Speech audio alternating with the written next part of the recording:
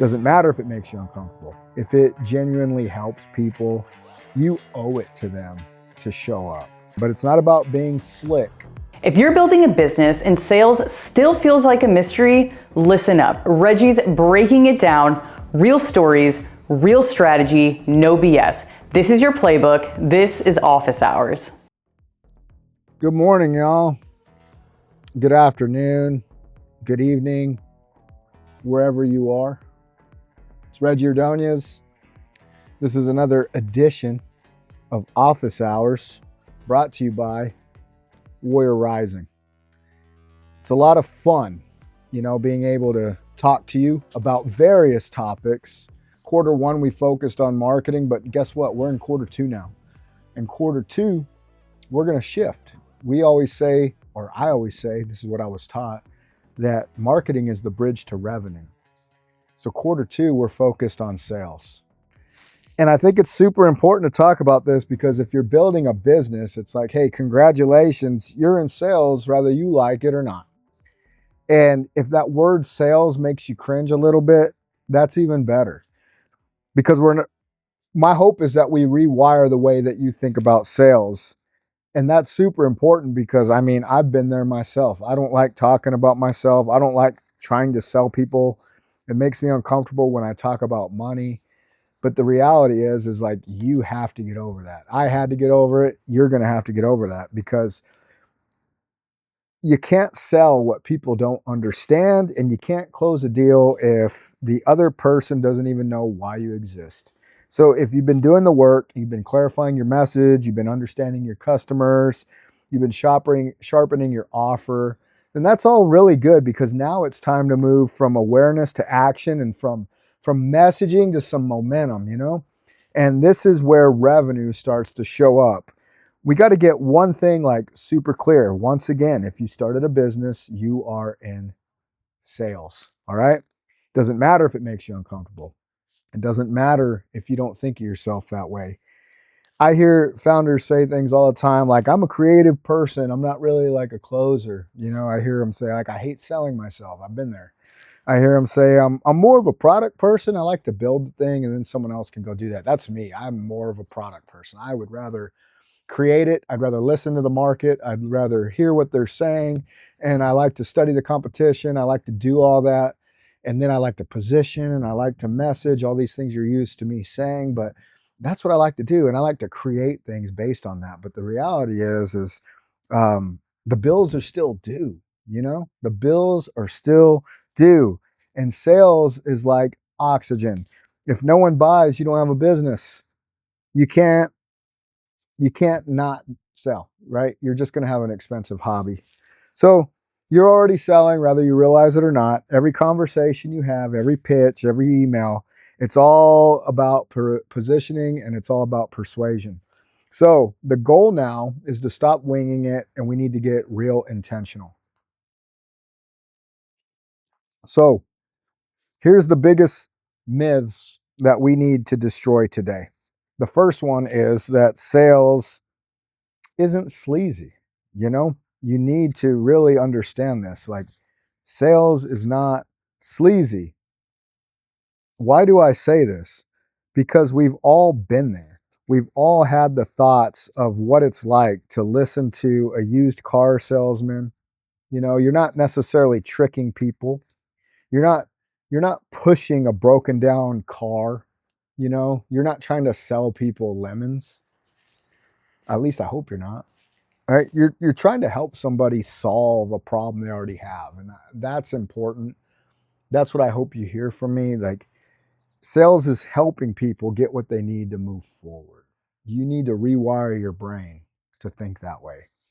If you're really proud of what you offer, if it genuinely helps people, you owe it to them to show up. And when you get that in your bones, sales shifts from pressure to purpose, and I'd love to give you an example here. This is kind of how I got comfortable with it. When I started Forward Brands, everybody was wanting the messaging work. Everybody was wanting the work that would move to a sale, a conversion. But the more and more I started talking with the founder that I was working with, I realized that they didn't have a brand strategy. And I didn't feel comfortable giving them my services without that in place because I could write a message, you know? It doesn't necessarily mean that it's grounded in reality, and it doesn't necessarily mean that the customer is going to get exactly what they thought they were going to get. They might get a sell, but later on down the line, they're like, wait, hold up. I thought that this is what we were getting. That's what you said we were going to get, and that's not what we got. So it's important to me. And as I started to really understand the needs and I started to look at everything that everybody else is doing, like marketing agencies don't have any problem taking people's money. They're in business, but sometimes you got to start with the solid foundations. And I'm okay doing that. Like I am completely content just focusing on that because it gives me joy, it gives me purpose, it gives me a place where I really feel like I'm giving my skills and I'm giving like my expertise, and I could go back and fix something with the founder to get it on the right track. Like that's what I like to do, but I had to sell myself in doing that, and it gets a little crazy sometimes because I feel like I'm giving up a lot of revenue, but I know what I do and I know what I don't do, so that's important. You got to get comfortable with selling. I know some of you are thinking like, I'm not good at this, and I get it, trust me. But it's not about being slick. You're trying to be clear and you're trying to be confident. And if you don't believe in your offer, y'all, like nobody's gonna believe in your offer. Why should anybody else believe in it if you don't?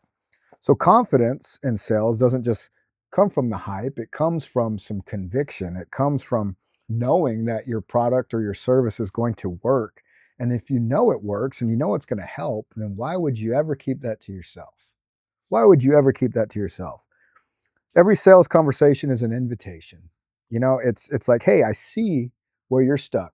Like legitimately, if you really believe that they're stuck, and if you legitimately think that they're stuck, you might have something that can help. And that's not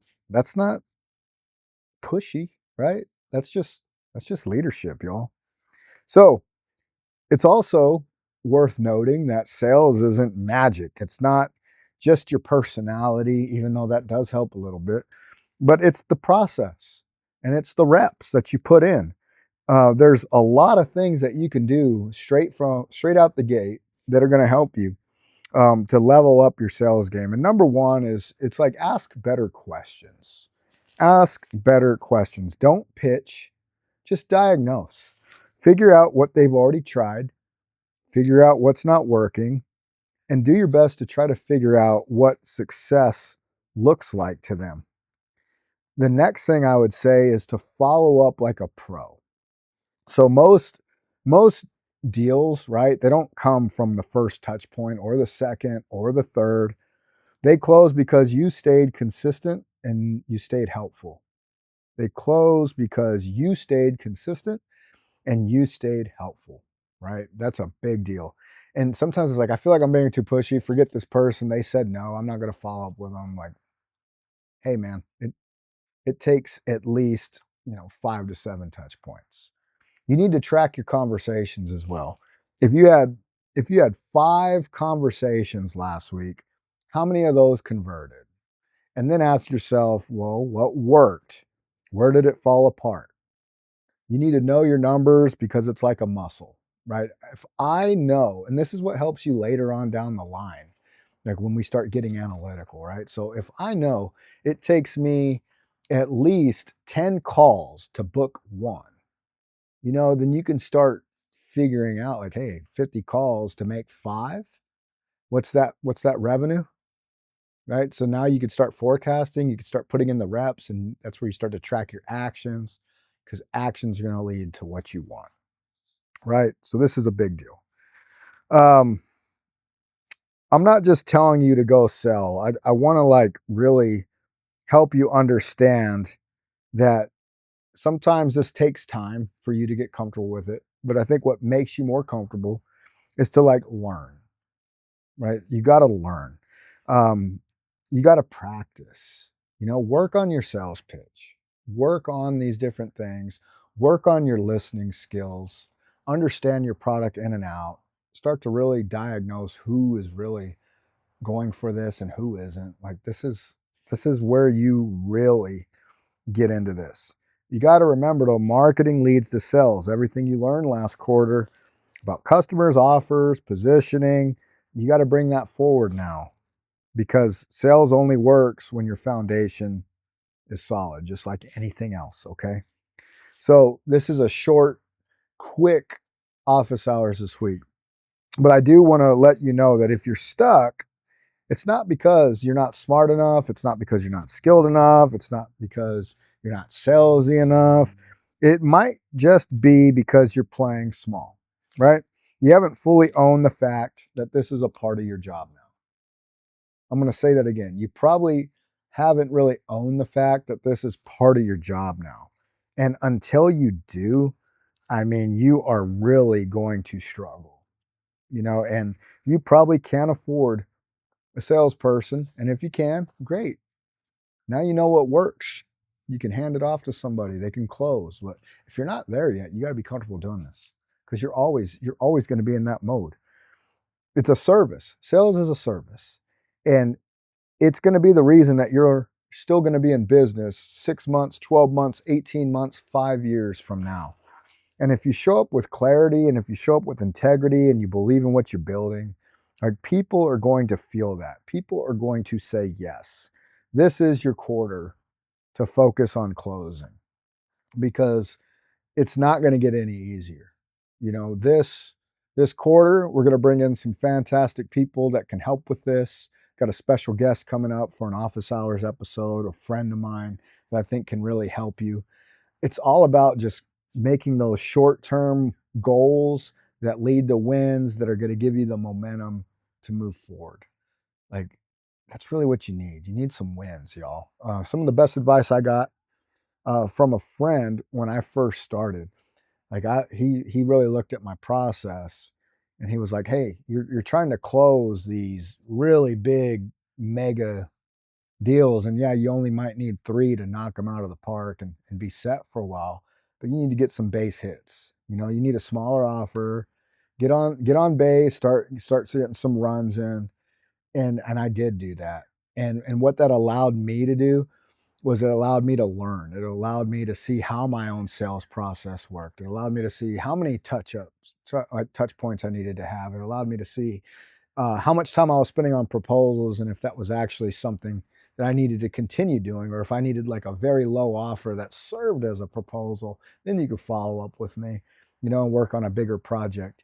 And it kind of informed me on what people were wanting later on down the line that I wasn't even advertising or talking about yet, like going to the company and actually giving a brand strategy presentation, or working with them on a strategy that I already implemented with a founder, and now going to the team to implement it and talk about it. Like, these are things that just come from putting in the reps.